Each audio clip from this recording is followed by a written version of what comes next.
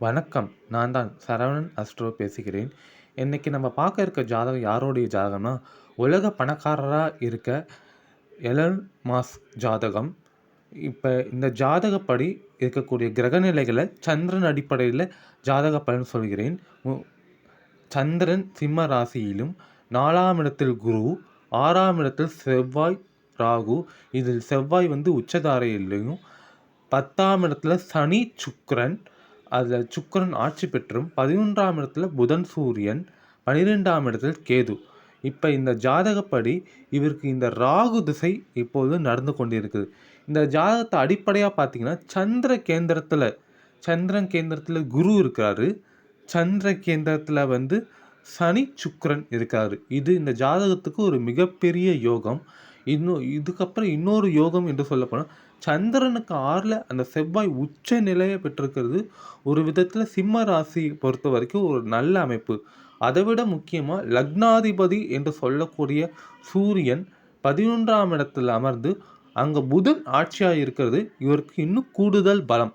இப்போ இந்த ஜாதகப்படி இந்த ராகு திசை இவர் இந்த உலகத்திலே நம்பர் 1 பணக்காரனாக ஆக்கியறதுக்கானும், ராகுக்கு வீடு கொடுத்தவன் சனி, அதற்கு திரிகோணத்தில் சுக்கிரனுடைய இணைவு பெற்று குருவின் பார்வையில் இருக்கிறது மிக சிறப்பு.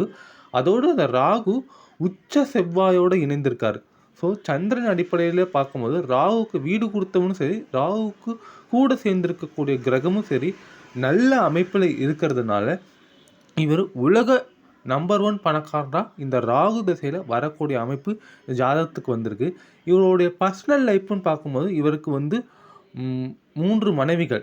ஏன் இவருக்கு அந்த 3 மனைவிகளும் ஒன்று சேர்ந்து வாழக்கூடிய அமைப்பு இவர் ஜாதகப்படி இருக்குன்னா, இந்த ஜாதகப்படி 7ஆம் இடத்து அதிபதியாகவும் அந்த சனி வருவார். அந்த சனி சுக்கிரனோடு இணைவு பெற்று குருவின் பார்வையில் இருக்கார்.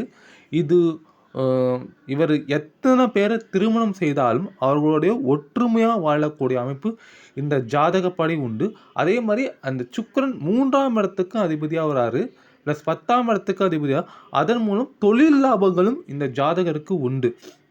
இவர் இந்த ராகு திசையில் ஏன் பேசப்பட்டி, அதாவது வானியலை பற்றி ஆராய்ச்சிகளை ஈடுபடுறாருன்னா, ராகு என்பது விண்ணுலகம், பிரபஞ்சம் அதை பற்றி தெரிந்து கொள்ளக்கூடிய ஒரு விஷயம்.